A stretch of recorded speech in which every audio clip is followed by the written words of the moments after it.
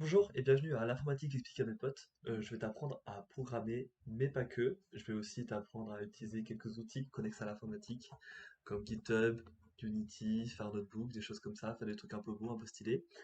Et surtout, je vais t'apprendre à programmer si tu connais vraiment rien. Si tu n'as aucune base en mathématiques, aucune connaissance, tu sais pas ce que c'est une fonction, tu sais pas ce que c'est un langage de programmation, il n'y a pas de souci, on va y aller vraiment en douceur. Alors, pourquoi apprendre à programmer? Ben, plusieurs raisons. Pour le travail, donc si tu as envie de travailler dans l'informatique, je dois t'avouer que si tu es sur cette chaîne, c'est soit que tu es très jeune, soit que tu probablement pas là pour en faire ton métier principal, la programmation. Mais pourquoi pas, il faut bien commencer quelque part si tu as envie de commencer.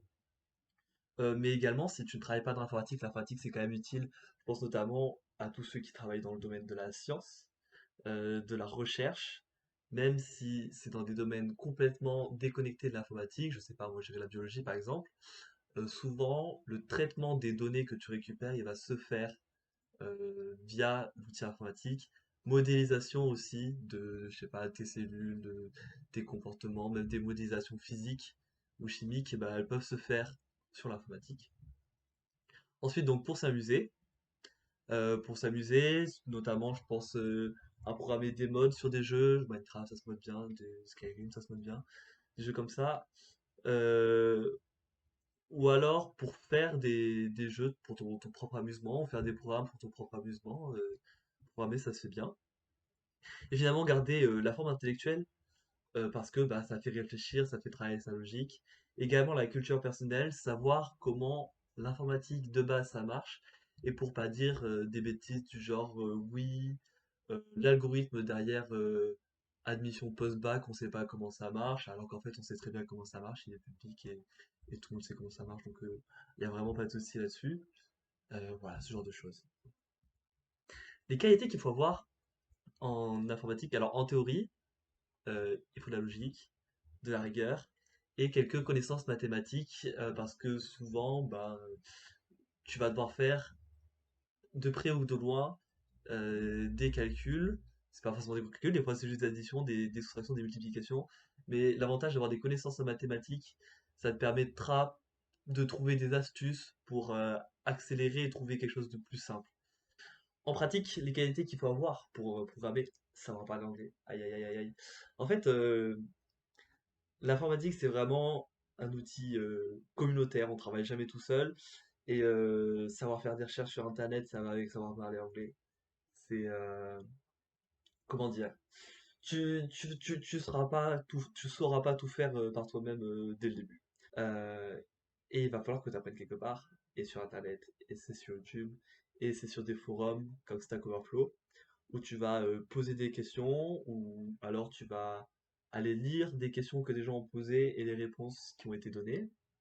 Et c'est comme ça que tu vas apprendre euh, plus probablement l'informatique. En tout cas, c'est vraiment la méthode de base pour apprendre l'informatique.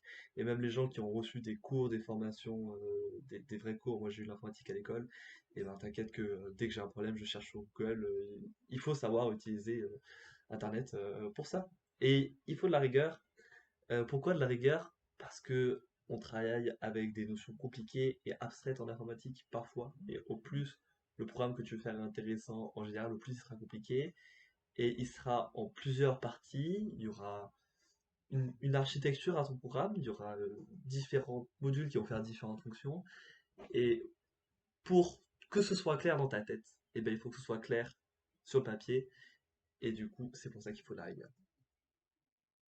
En pratique, comme je disais, programmer se fait rarement tout seul. On s'aide des ressources sur Internet, on s'aide de ses amis, mais pas que. On apporte des packages. Alors les packages, c'est quoi? C'est des bouts de code que des gens ont écrits à ta place et qui font des trucs compliqués à ta place. En fait, en informatique, tout est partagé et on te demande rarement de réinventer la roue, à part pour apprendre, bien sûr. Mais en pratique, pour travailler et pour développer, pour faire de vrais trucs, on ne te demande pas de réinventer la roue. Et s'il existe des packages, des bouts de code qui existent déjà et qui font ce que tu veux faire, eh ben, il n'y a aucune raison que tu le refasses tout seul, en fait. Il faut que tu apprennes à utiliser ce que les autres ont fait. Et aussi, on doit travailler avec tes propres codes qu'on a oubliés, comme je disais tout à l'heure.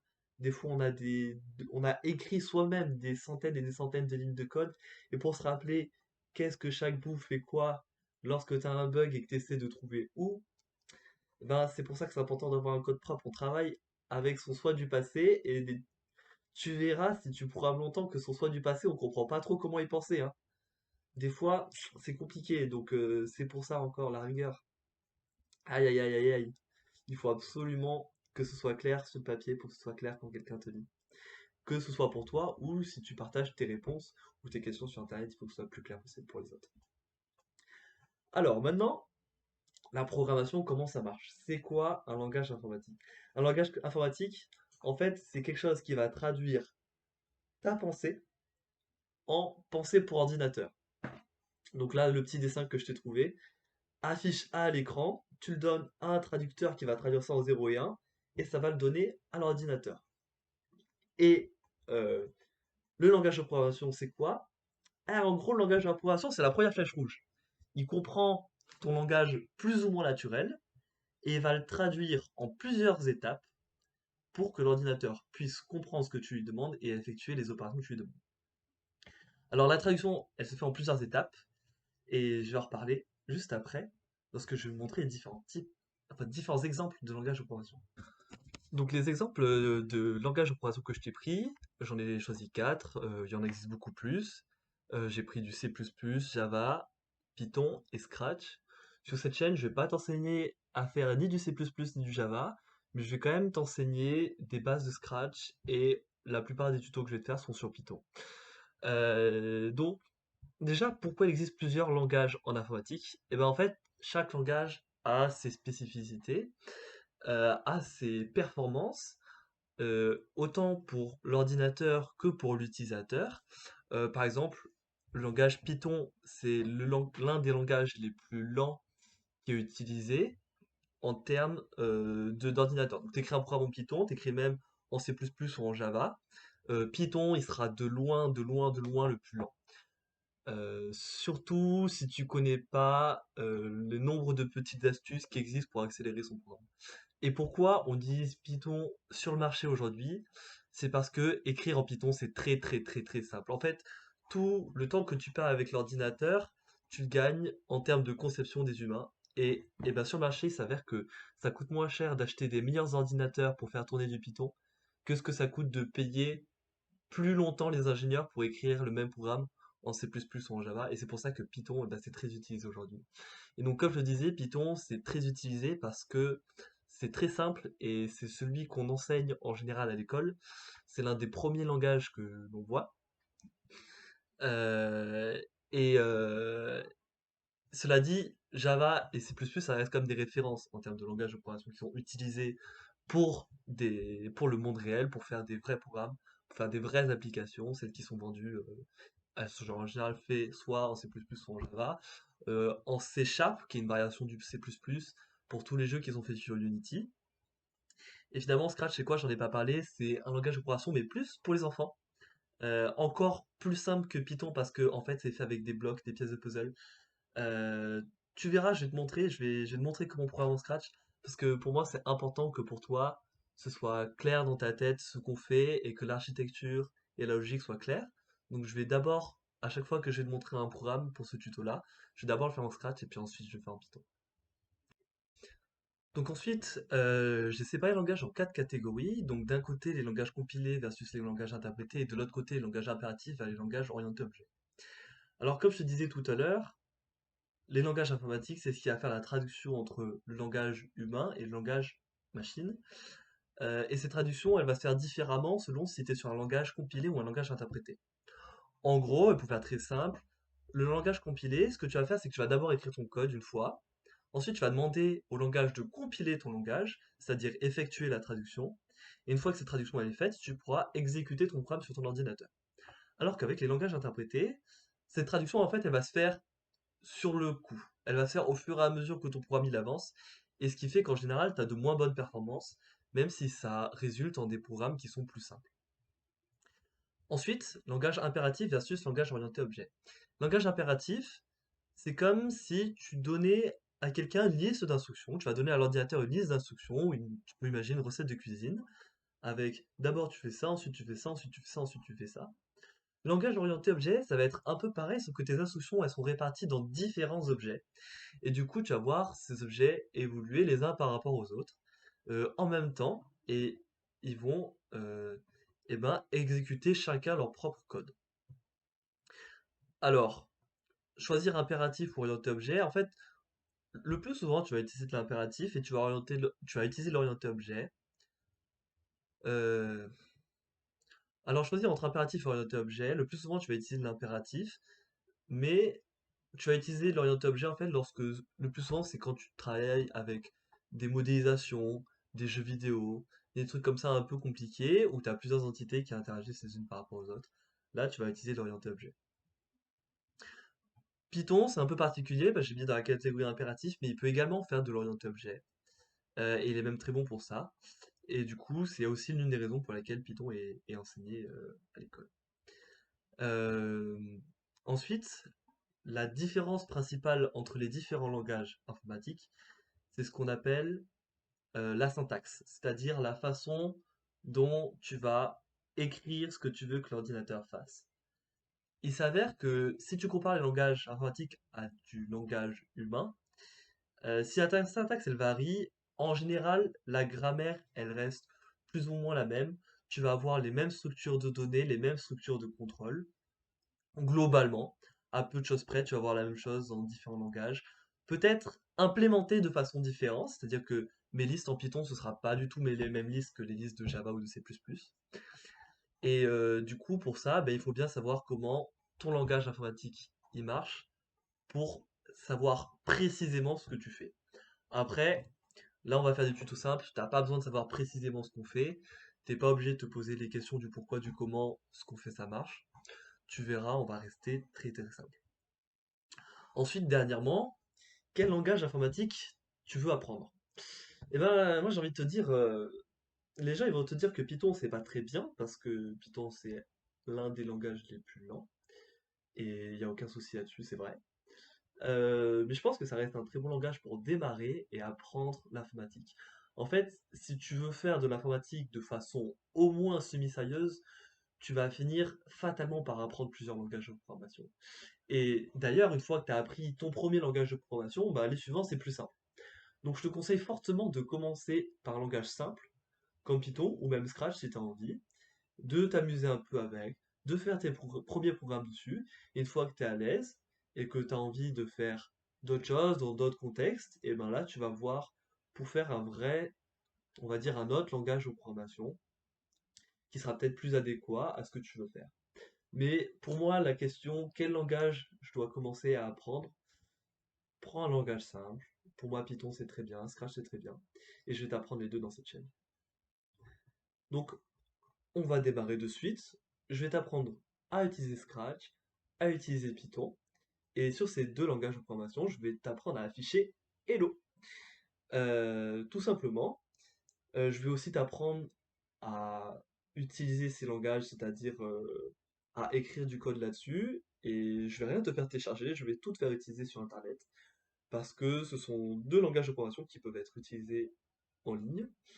Et donc c'est pour ça que j'ai choisi de t'enseigner ces deux langages d'opération. Au moins, ça te fait rien installer. Et je te ferai installer les vrais outils pour programmer pour de vrai, une fois qu'on sera un peu à l'aise avec ce qu'on fait. Allez, c'est parti, je vais t'apprendre d'abord à utiliser Scratch. Alors Scratch, comment ça marche? Tu vas sur Internet, tu vas sur scratch.mit.edu, et en fait, ça va être un site sur lequel tu vas pouvoir utiliser ben, Scratch et faire des petits jeux. Donc Scratch, à la base, c'est vraiment fait pour apprendre pour les enfants et pour faire des petits jeux. Vraiment rien de très compliqué. Alors il va falloir que tu te connectes et ensuite que tu ailles sur Create ou Créer. Il me semble qu'ils ont traduit entièrement leur éditeur en français si tu as envie d'utiliser l'éditeur en français. Si tu es quand même un minimum à l'aise avec l'anglais, je te conseille de rester dans l'anglais parce que c'est vraiment la langue vraiment utilisée de base en informatique et c'est vraiment très important de savoir l'utiliser. Donc là, tu as l'éditeur. L'éditeur, comment il marche? En fait, tu as des blocs. Et ces blocs, ils vont faire différentes actions. Et à droite, tu as ton personnage. Tu peux même rajouter d'autres personnages. Par exemple, j'ai envie de rajouter un animal, j'ai envie de rajouter un crabe. Hop, je rajoute mon crabe. Et les deux, ils sont sur ma scène qui s'appelle Backdrops 1. Et j'ai Sprite 1 ici et Crab ici. Et donc, chacun de ces objets, donc mon Sprite, mon Crab et mon background, chacun ont leur propre code. Donc, j'avais dit que je te ferais apprendre à afficher Hello. Donc, en Scratch, euh, il faut commencer par le bloc when le green flag est clicked. En gros, ça veut dire au début du programme. En fait, le green flag, c'est ce qui va démarrer le programme. Et lorsque je vais démarrer le programme, eh ben, ce bloc-là, il sera activé. Et ensuite, tu vois, il faut que je rajoute quelque chose au bout. Et si je vais dans Looks, je peux lui faire dire quelque chose ou faire penser quelque chose pendant 2 secondes ou pour toujours. Alors moi, je vais regarder Hello pendant 2 secondes. Hop. Et voilà. Quand je clique sur le green flag, il y a mon chat qui dit Hello pendant 2 secondes. Et tu t'aperçois que c'est vraiment le chat de Scratch qui parle, c'est pas le crabe, parce que là je suis dans le code du chat. Maintenant je peux aller dans le code du crabe, pour l'instant il n'y a rien parce qu'on n'a rien mis. Et je peux faire pareil quand le green flag est clic, et on peut lui faire penser pendant 2 secondes. Hop, et voilà, globalement c'est pareil. Donc ça, c'est pour Scratch, c'est très simple. Maintenant, pour écrire du Python, je vais te faire utiliser ce qu'on appelle un notebook. Alors un notebook, c'est quoi? En fait, ça va mélanger du code et de l'écriture. Tu vas pouvoir faire des commentaires, tu vas pouvoir afficher des photos et tu vas pouvoir les intégrer au sein de ton code, ce qui va donner un sorte de compte rendu, un sorte de PDF enrichi avec du code, très joli, très sympa. Et c'est beaucoup utilisé par les professeurs pour enseigner, donner des exercices à leurs élèves. Et je compte beaucoup l'utiliser euh, pour te donner des petits tutos, parce qu'au moins bah, tu peux écrire des consignes, tu peux écrire des indications, tu peux écrire des commentaires sur les résultats et les organiser de façon très jolie. Donc pour ça, tu vas aller sur Google Colab, donc research.googlecolab.com sur Collaboratory, pardon, et tu vas créer un nouveau notebook.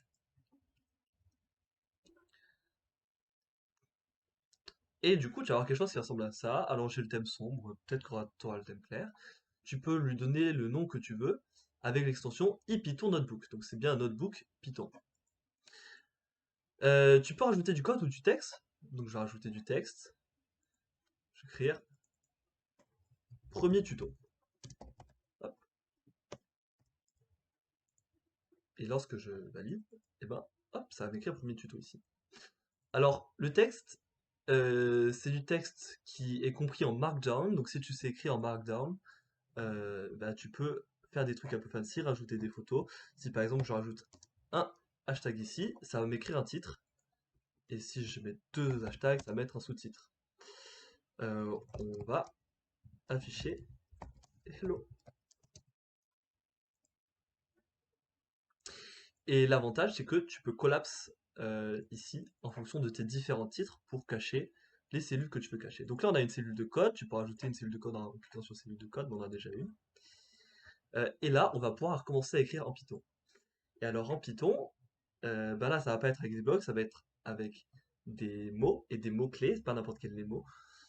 Pour écrire en Python, pour afficher quelque chose, il faut utiliser la fonction qui s'appelle print. Donc j'écris print, et entre parenthèses, entre guillemets, j'écris mon message.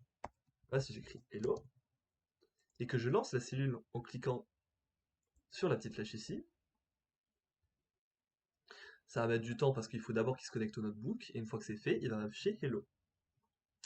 Voilà, tout simplement. Je vais également t'apprendre à écrire des commentaires parce que il n'y a pas de mauvais moment pour écrire un commentaire. On va écrire un commentaire, écrire un premier programme, on affiche hello,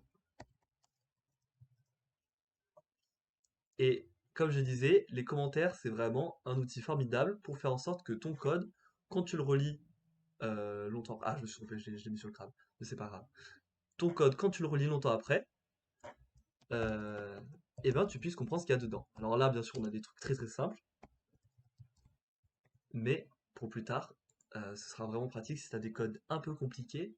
En fait, tu verras, c'est très trompeur d'afficher l'eau, parce que tes premiers programmes, tu vas écrire des trucs relativement simples. Le problème, c'est que les trucs relativement simples, imbriqués les uns dans les autres, ça devient vite très compliqué. Et lorsque tu es dedans et que tu comprends bien comment ça marche, des fois tu peux penser, j'ai pas besoin de commenter, c'est que des trucs simples. Hmm. Des fois ça marche, mais des fois ça marche pas. Des fois des trucs simples dans des trucs simples dans des trucs simples, ça fait des trucs compliqués. Et ça va plus vite que ce que tu penses. Et au plus tu regardes longtemps après, au plus ça devient compliqué de comprendre ce que tu as écrit. Donc maintenant je vais te parler des variables. Les variables c'est quoi? Tu peux voir ça comme en fait des boîtes qui contiennent des objets informatiques dedans, donc des objets composés de 0 et de 1. Donc, par exemple, dedans, tu as les entiers ou les flottants. Donc, c'est deux représentations différentes des nombres. Les entiers, en fait, c'est des nombres qui n'ont pas de virgule et les flottants, c'est des nombres à virgule.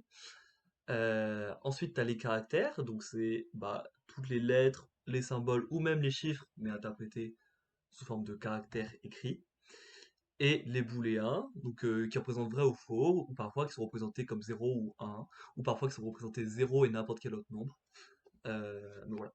Donc ce sont les types de base principaux.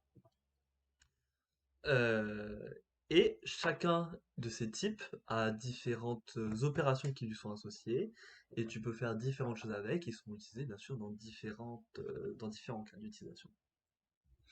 Donc maintenant, application suivante, je vais te faire afficher Hello, suivi de ton prénom. Donc de retour sur Scratch, hop, je passe bien sur mon chat. D'ailleurs, mon crabe, je vais le supprimer, parce que j'en ai plus besoin. Donc maintenant, je veux afficher Hello suivi de mon prénom.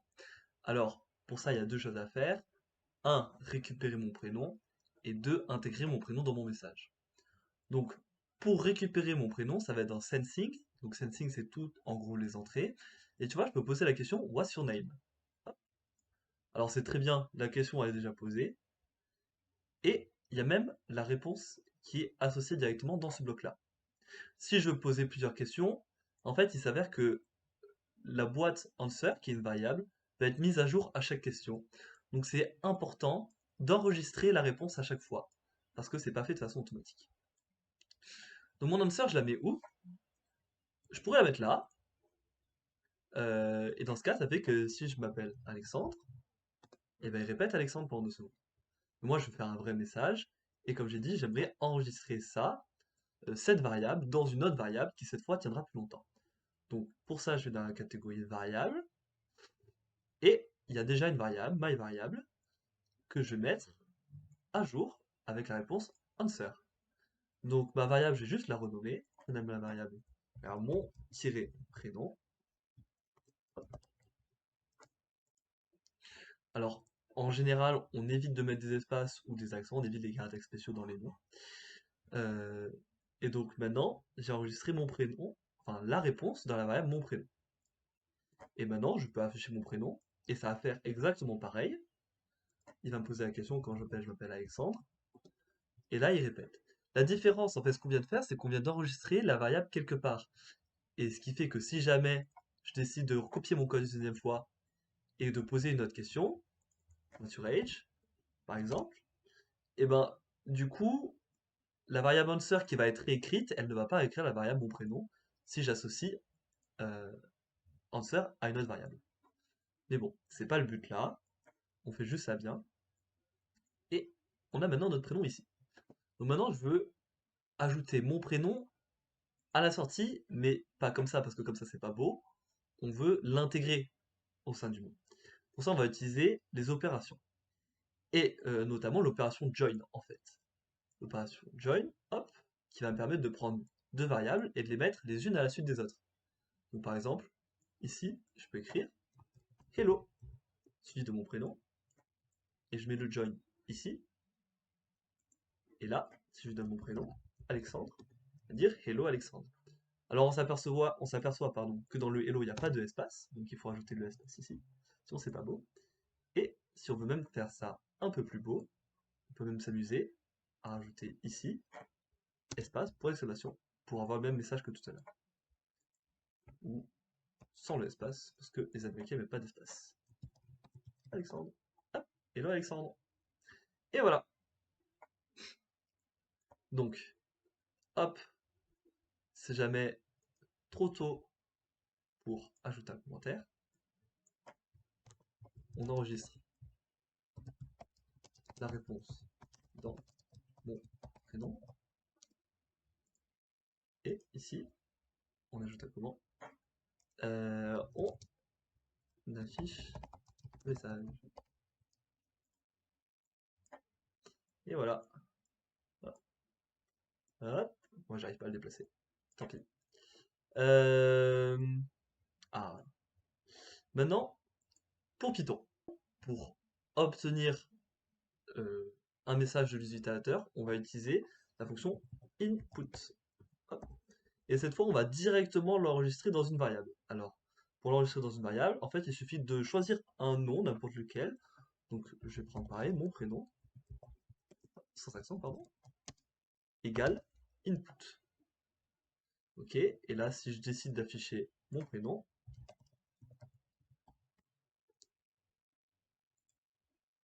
j'écris Alexandre, il affiche Alexandre.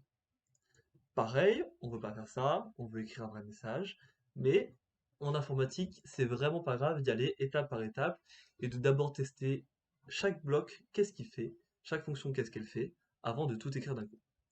Donc maintenant, mon message. En fait, il y a deux façons en Python de le faire.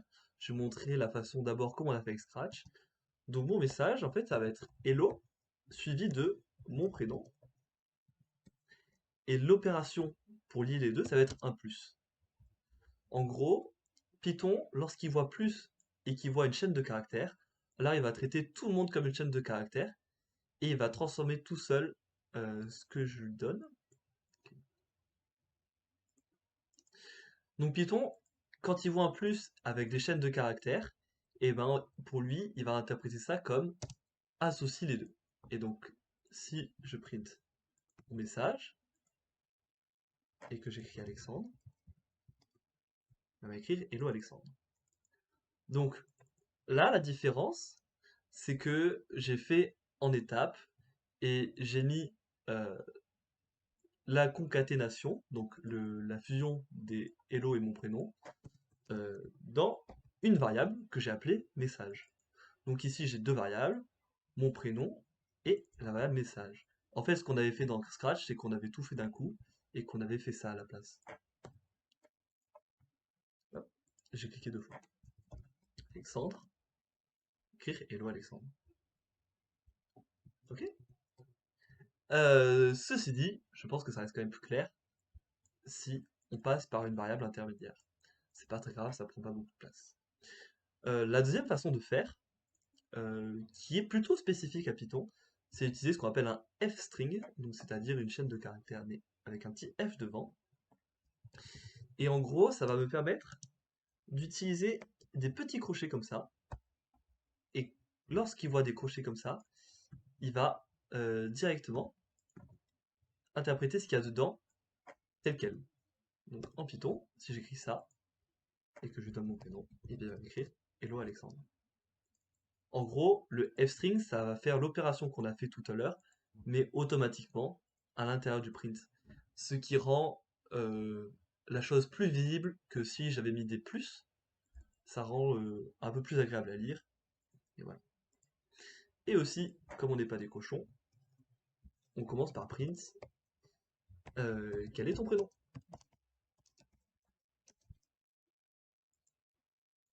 Ah, et voilà. Hello Alexandre. Donc maintenant, les structures de données. Donc les structures de données, c'est comment on va regrouper des variables ensemble dans le même objet pour que ce soit plus simple à manipuler. Les deux structures de données principales sont les listes et les tableaux. Alors dans Python, les listes et les tableaux, c'est le même type, donc c'est la même chose, il n'y a pas besoin de se poser la question. Mais voilà, c'est tout simplement des listes, soit d'objets, soit de variables. Donc je vais avoir la liste 1, 2, 3 ou la liste variable 1, variable 2, variable 3. Et en fait, la différence entre les listes et les tableaux, c'est que les tableaux, ils ne peuvent pas changer de taille, alors que les listes, si, et ça va avoir des répercussions en termes de performance. Les tableaux, en général, c'est plus performant que les listes pour des opérations les plus courantes. Ensuite, on a les strings ou les chaînes de caractères, donc c'est ce qu'on a fait tout à l'heure avec le mot hello ou bonjour, par exemple. Et finalement, on a un dictionnaire. Donc, c'est un peu comme une liste ou un tableau, sauf que les entrées sont référencées par des clés. Donc, par exemple, là, j'ai un dictionnaire avec le prénom et un âge, et je peux modifier le prénom ou l'âge de mon dictionnaire. Et si je veux savoir quel est le prénom du dictionnaire, il faut que que je lui demande de me donner son prénom. Et si je veux savoir quel est l'âge, il faut que je lui demande de me donner l'âge. Donc finalement, on a les structures de contrôle. Les structures de contrôle, c'est quoi? C'est ce qui te permet en fait de naviguer dans ton code et d'effectuer soit des bouts de code plusieurs fois, soit de les effectuer dans certaines conditions. Donc d'abord, on a le si alors, ou bien le si alors sinon. Le si, en fait, il va vérifier quelque chose qui est soit vrai, soit faux. Donc est-ce qu'un nombre est plus petit qu'un autre nombre? Est-ce qu'une variable est plus grande qu'une autre? Ou est-ce que deux variables sont égales? Et si ce qu'il y a dans le si est vrai, on va effectuer ce qu'il y a dans le alors. Et si ce qu'il y a dans le si est faux, on va effectuer ce qu'il y a dans le sinon. Ou s'il n'y a pas sinon, et ben on effectue rien et on passe à la suite. Ensuite, on a les boucles. On a d'abord la boucle tant que, donc qui va vérifier comme le signe une condition. Et si la condition est vraie, on va effectuer ce qu'il y a à l'intérieur du fer. Et une fois que c'est fait, on retourne en haut du tant que. Et si la condition est toujours vraie, on réeffectue ce qu'il y a dans le fer. C'est pour ça que dans le fer, c'est important de s'assurer qu'on modifie ce qu'il y a dans le tant que. Parce que si on fait tant que 1 est plus petit que 2, on fait quelque chose, et ben on va tomber dans une boucle infinie et ton programme il va pas s'arrêter et bah, tu vas créer ce qu'on appelle un bug. Ensuite, on a la boucle pour, donc cette boucle, c'est un peu comme le faire dans le sens où c'est une boucle, et en fait on va itérer des éléments. C'est-à-dire qu'on va prendre soit une liste, soit un tableau, soit quelque chose ce qu'on appelle itérer, c'est-à-dire lister en quelque sorte, et on va prendre chacun de ces éléments et on va effectuer une action avec chacun de ces éléments. Si par exemple j'ai une liste et que je veux multiplier tous mes nombres de ma liste par 2, et ben je vais faire pour tous les nombres de ma liste, je vais les multiplier par 2. Ou alors, si j'ai une chaîne de caractères et que j'ai envie de tout mettre en minuscules, pour reconnaître ce qu'il y a dans le texte et de ne pas m'inquiéter des majuscules ou des minuscules, je vais faire pour toutes les lettres de mon string, je vais la mettre en minuscules. Donc pour la fonction factorielle en Scratch, hop, quand je démarre, je pose la question choisir un nombre. Donne-moi un nombre. Ensuite, j'enregistre la réponse dans une variable que je vais appeler mon nombre. Et je vais mettre mon nombre à la réponse. Ensuite, factoriel, comment ça marche? On avait dit 5 factoriels, ou je vais prendre 6 factoriels pour changer. Hop. C'est égal à 6 fois 5 fois 4 fois 3 fois 2 fois 1. Donc, je vais enregistrer tout ça dans un résultat. Et en fait, comment je vais m'y prendre? Je vais démarrer de 1, et ensuite je vais multiplier par 2, et je vais mettre ça dans une variable. Ensuite, je vais multiplier par 3, et je vais mettre ça dans une variable. Ensuite, je vais multiplier par 4, et je vais mettre ça dans une variable. Et puis par 5, et puis par 6. Donc, d'abord, il me faut une variable qui va enregistrer mon résultat et qui sera la progression de la factorielle. Donc, au début, mon résultat, il vaudra 2, puis il vaudra 6, puis il vaudra 6 fois 4, 24, et puis fois 5, et puis fois 6. Vous voyez que factoriel, ça monte quand même vite. Donc, je vais créer une nouvelle variable que je vais appeler résultat. Au début, mon résultat, il vaut 1. Hop, comme j'ai dit. Et ensuite, il me faut un compteur pour savoir par quoi je vais multiplier mon résultat. Au début, mon résultat, je vais multiplier par 2, et après, je vais multiplier par 3, après, je vais multiplier par 4. Donc ça va être mon compteur. Au départ, mon compteur, il vaut 2. Ou je peux le faire démarrer à 1, si j'ai envie de pouvoir faire 1 factoriel. Qu'au départ, mon compteur, il démarre à 1, et qu'est-ce que je vais faire? Je vais répéter un certain nombre de fois, je vais multiplier mon résultat par mon compteur. Et je vais augmenter mon compteur de 1. Une variable, set mon résultat à résultat fois compteur, et ensuite je vais augmenter mon compteur de 1. Opération, multiplier. Et ensuite, je vais pas répéter cette opération 10 fois, en fait je vais la répéter 1, 2, 3, 4, 5 et 6 fois. Et en fait c'est exactement mon nombre. Donc je vais pouvoir mettre mon nombre ici. Et ensuite, je vais afficher le résultat. Donc je vais dire, hop, mon résultat, pendant 2 secondes. Si je lance mon programme et que je lui donne 5, il va écrire 120. C'est exactement ce qu'on veut. On voit que mon nombre a bien été enregistré, que le résultat c'est 120, et que mon compteur il est allé jusqu'à 6, normal, en fait une fois que j'ai fait 5, j'ai rajouté 1 au compteur, mais j'en fais rien. Si je lui donnais 6, comme j'avais dit, hop, 720. On voit que ça monte quand même vite la fonction factorielle, mais c'est normal, c'est comme ça. Donc, ensuite, on va commenter ça correctement. On calcule la factorielle d'un nombre. Par exemple, n'hésitez pas à mettre des exemples aussi dans vos commentaires pour montrer comment le code il marche. Parfois, un exemple, ça vaut mieux que de longues explications. Hop, s'il te plaît. Merci. Ensuite, là, on va ajouter un commentaire ici. On multiplie le résultat par le compteur jusqu'à ce que le compteur atteigne le nombre de départ. Et voilà. On a mis notre petit commentaire ici. Et on a un code qui marche. Si je demande 10 factoriel, ouf, ça commence à monter très vite, très rapidement. Ensuite, maintenant, sur Python. Sur Python, hop, on recommence tout, print, donne-moi un nombre. En fait, on va utiliser exactement la même architecture, et c'est pour ça que je veux d'abord le faire sur Scratch. Au moins, tu as une vision d'à quoi ça ressemble.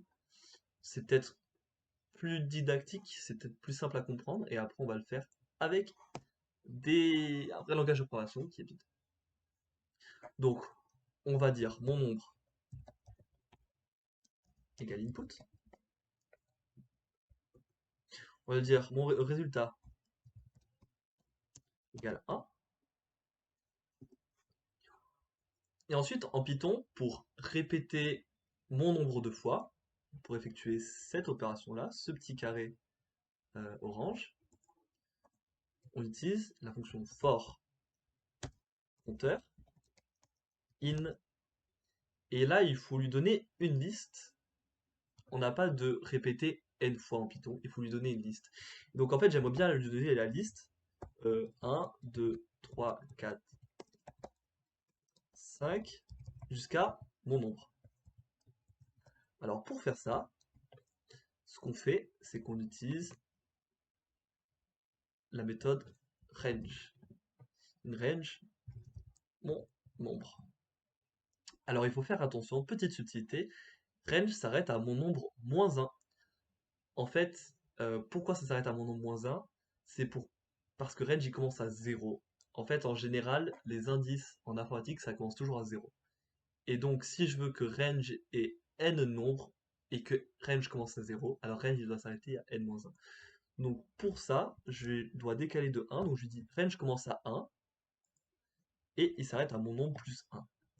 Ensuite, je mets 2 points, et là, quand j'appuie sur Entrée pour revenir à la ligne suivante, on voit que je commence déjà avec un petit espace, une indentation, ce qui montre que ma boucle for a bien été comprise. Et donc, à chaque fois, mon compteur, ce que je vais faire, c'est que je vais prendre résultat, et je vais dire c'est mon résultat fois mon compteur. Et j'ai pas besoin de mettre à jour mon compteur parce que mon compteur, en fait, mon range, ça va automatiquement me faire la liste 1, 2, 3, 4, 5, 6 jusqu'à mon nombre. Donc mon compteur, il est mis à jour tout seul par Python grâce à la fonction range. Et ensuite, on print, je fais un ref-string, mon résultat et résultat. Si je donne 5, ah, général. Ok, alors mon erreur, ça vient du fait que là, il y a une conversion qui s'est pas faite. Je lui donne 5 en tant que string en fait. Lorsque j'utilise la fonction input, ça peut lire n'importe quel message. Tout à l'heure, ça lisait Alexandre. Et en gros, quand je lui ai rentré 5, ça a interprété 5 dans le sens le caractère 5 ou le mot 5, mais pas le nombre 5. Alors, pour l'interpréter en tant que nombre, c'est très simple. Il suffit que je mette un int devant, comme integer ou entier en anglais. Et maintenant, ça va interpréter ce qu'il y a dans mon input comme un nombre. et je lui donne 5, ton résultat est 120. Et on est bon. Ensuite, chose que je pourrais faire également pour éviter certains bugs. Tu vois, là, mon repeat est effectué mon nombre de fois, mais si je lui donne repeat, si je lui demande de répéter mon nombre 0 fois ou moins 10 fois, des fois il comprend pas trop. Alors ce que je peux faire aussi, c'est de m'assurer que mon nombre est bon, et c'est de mettre en fait tout ça dans un if. Donc, hop, ma boucle, je vérifie que mon nombre est bien plus grand que 0. Ici, cliquez mon nombre, de ce côté-là, est bien plus grand que 0. Ça évitera certaines erreurs d'utilisation. Donc là, on voit bien la boucle pour. La boucle, pardon, si. Et il y a également if, then, else ici, dans le cas où si mon nombre est plus petit que 0, je peux lui faire afficher un autre message, attention, ton nombre est pas bon. Et en Python, comment on fait ça? Il a ici, on va écrire if mon nombre est plus grand que 0, deux points, et là, je prends tout, j'appuie sur Tab pour indenter, et voilà. Et là, je vérifie bien que mon nombre est plus grand que 0. Et si par exemple, je lui donne moins 10, et bien il va rien faire. Et je peux mettre un else, de point, print, donne-moi un nombre positif. Si je lui donne moins 5, donne-moi un nombre positif, il n'est pas content. Calculer la factorielle d'un nombre négatif, on ne sait pas trop faire.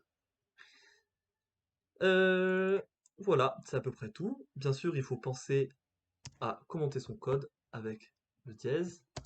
Donc, on vérifie que le nombre donné est positif. On multiplie plusieurs fois le résultat jusqu'à ce que le compteur ait atteint le nombre de départ. Et voilà. Et ensuite, en commentaire en tout début, on peut aussi marquer qu'est-ce que notre programme y fait. Donc, calcule la factorielle d'un nombre. Et voilà. Dernière application, on va programmer la fonction factorielle. Alors, la fonction factorielle, si tu ne connais pas, ça prend un nombre entier, donc c'est un nombre qui n'a pas de virgule, et ça va le multiplier par tous ses nombres précédents. Donc on va prendre 5 factoriels, ça va être égal à 5 fois 4 fois 3 fois 2 fois 1, et ça s'arrête à 1 parce que si on multiplie par 0, bah, ça fait 0. Par exemple, je sais pas, 10 factoriel, ça fait 10 fois 9 fois 8 fois 7 fois 1, jusqu'à fois 1. Et voilà, et on va programmer ça en Python et en Scratch. Merci à toi d'avoir regardé cette vidéo. Ça va s'arrêter là-dessus. Je vais faire d'autres vidéos. Je pense que la prochaine, elle sera sur les fonctions. Ça va être purement du Python. Je pense que je vais arrêter le Scratch parce que c'était juste pour que je vois comment ça marche. Si tu as envie que je fasse d'autres tutos sur Scratch, n'hésite pas à le dire, je pourrais en faire. Il n'y a pas de souci. Si tu avais des questions par rapport à ce que j'ai dit aujourd'hui, pose-les, je te répondrai soit en commentaire, soit dans la prochaine vidéo. Et puis, t'embête pas avec les pouces, t'embête pas avec les partages, on est pas là pour faire des vues, on est là pour s'amuser. N'hésite pas à programmer toi de ton côté. Si t'as des idées, tu te dis, ah, est-ce que je peux faire ça? Eh ben, vas-y, essaye. N'hésite pas aussi à bien espacer ton code, à bien différencier chaque partie et les tester indépendamment. C'est un peu comme j'avais fait tout à l'heure lorsque j'ai enregistré le prénom. J'ai d'abord vérifié que le prénom était bien enregistré correctement avant de l'utiliser. Et ça permet d'être sûr que ce qu'on a fait ça marche parce que souvent, ben, écrire du programme c'est simple, qu'il soit juste, ça arrive pas si souvent que ça, et l'erreur elle est pas toujours là, on pense où elle est. Donc voilà, fais bien attention à ça, et puis à la prochaine.